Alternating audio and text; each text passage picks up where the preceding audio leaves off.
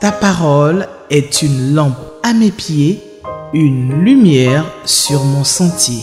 Psaume 119, verset 105. La méditation.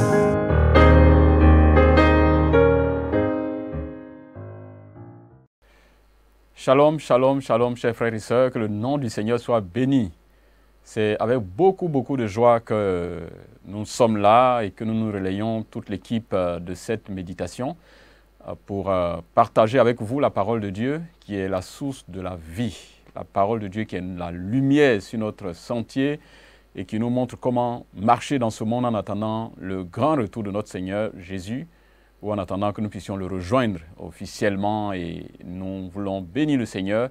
Merci au Seigneur pour Espérance TV, toute l'équipe. Vous savez que vous ne voyez que peut-être nous qui sommes en face de vous, moi qui suis là, mais il y a toute une équipe technique qui travaille que vous ne voyez pas. Il faut prier pour toute cette équipe, pour le travail qu'ils font, et que Dieu bénisse ce travail et que cette télévision continue d'émettre et de propager la parole de Dieu.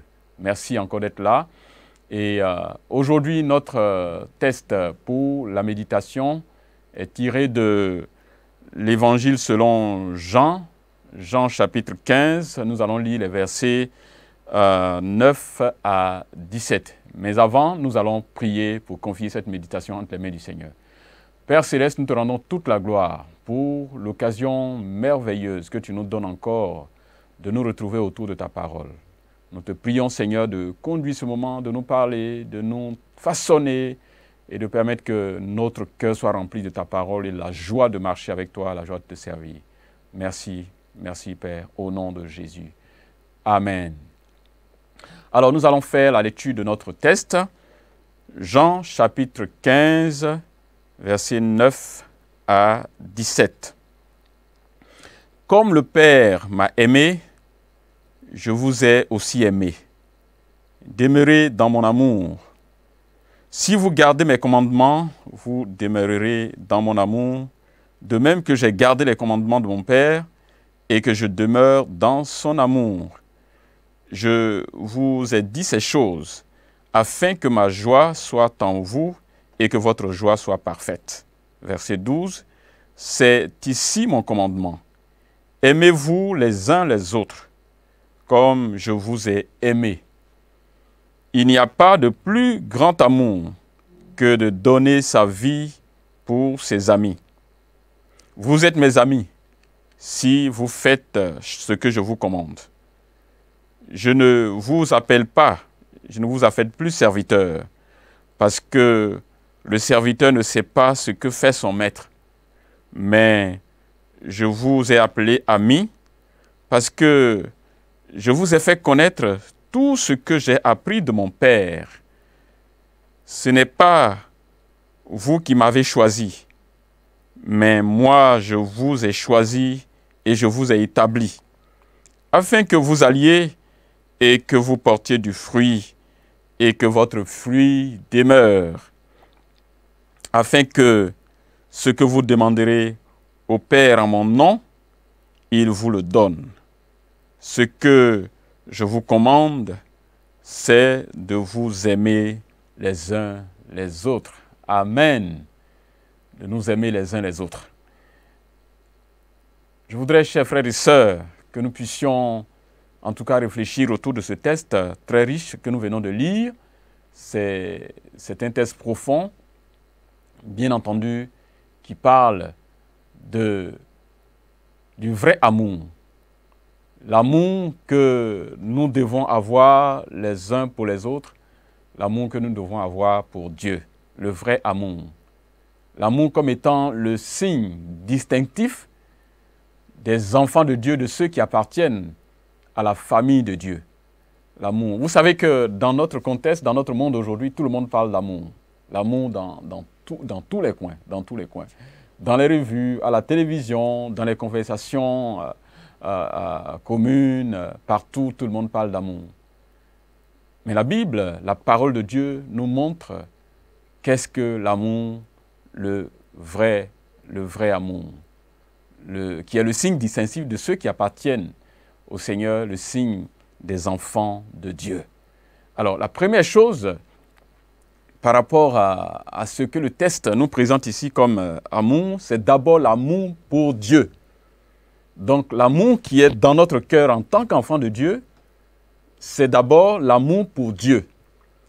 Et il dit, le Seigneur Jésus dit que si vous gardez mes commandements, vous demeurez dans mon amour, de même, vous allez demeurer dans mon amour, de même que j'ai gardé les commandements de mon Père et que je demeure dans son amour. Donc, l'amour pour Dieu va d'abord se manifester par l'obéissance à la parole de Dieu. Il s'agit de faire ce que cette parole demande et de s'abstenir de faire ce qu'elle interdit. Donc, quand nous disons que nous aimons Dieu, nous le manifestons, cela se manifeste par l'obéissance à la parole de Dieu. Donc, nous faisons ce que la parole nous demande de faire et nous nous abstenons de faire ce qu'elle interdit. Et dans le texte que nous venons de lire, Christ lui-même a donné l'exemple de l'obéissance à la parole, au commandement de son Père, du Père qu'il a envoyé. Autrement dit, si quelqu'un prétend aimer Dieu et n'obéit pas à sa parole, il se trompe lui-même. Donc on ne peut pas dire qu'on aime Dieu et ne pas obéir à sa parole. Parce que cette parole, elle contient ou elle est la volonté parfaite de Dieu.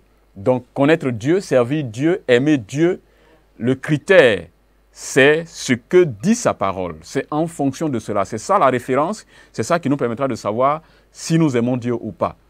Alors, j'ai quelquefois entendu des gens qui disent bon, moi je suis enfant de Dieu parce que j'aime Dieu, tout le monde aime Dieu. Alors la question que je pose souvent c'est quel est le standard de cet amour? Quel est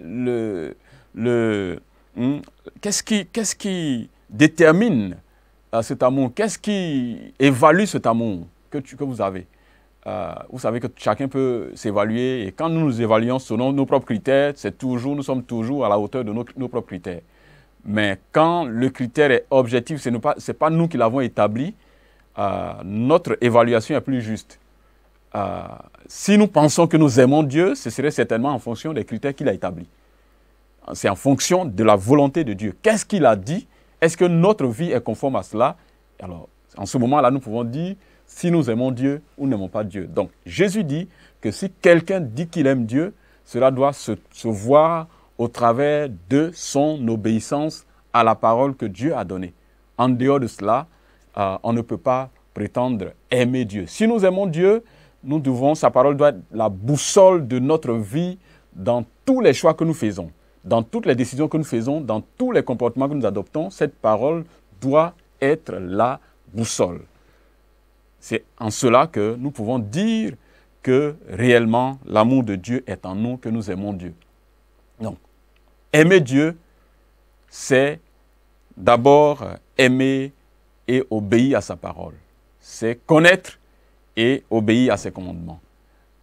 L'amour, donc, comme j'ai dit, le premier élément de l'amour, c'est justement l'amour pour Dieu.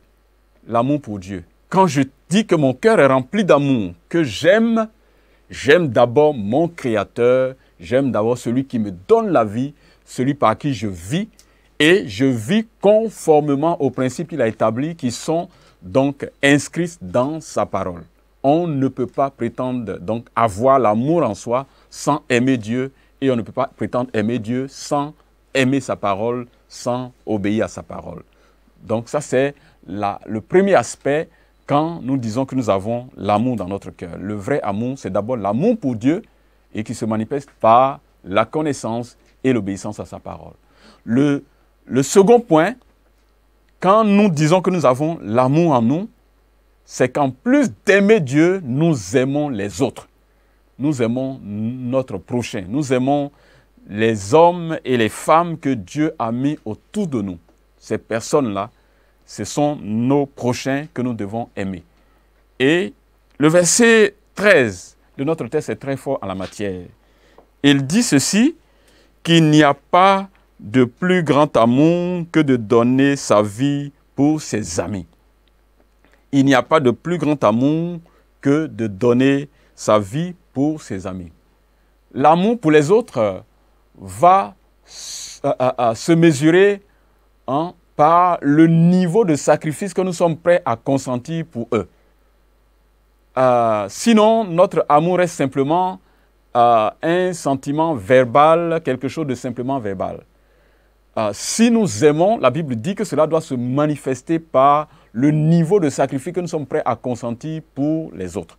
Le Seigneur Jésus lui-même a donné l'exemple en mourant sur la croix pour nos péchés. La Bible dit que Dieu a tellement aimé le monde qu'il a donné son Fils unique afin que quiconque croit en lui ne périsse point, mais qu'il ait la vie éternelle. Donc l'amour de Dieu pour nous se manifeste de façon puissante par le fait que Jésus ait donné sa vie, qu'il soit mort sur la croix pour nos péchés. Sinon, on ne pouvait nullement dire que Jésus nous aime si nous n'avions pas cette manifestation concrète de son amour par sa mort sur la croix pour nos péchés. Donc je disais tantôt que la première manifestation de cet amour, c'est de donner à ceux avec lesquels nous vivons, nos parents proches, de leur donner l'opportunité d'entendre l'évangile de Jésus-Christ, le seul moyen de salut, de leur montrer la voie de Dieu et de leur donner aussi d'aimer Dieu, de connaître Dieu.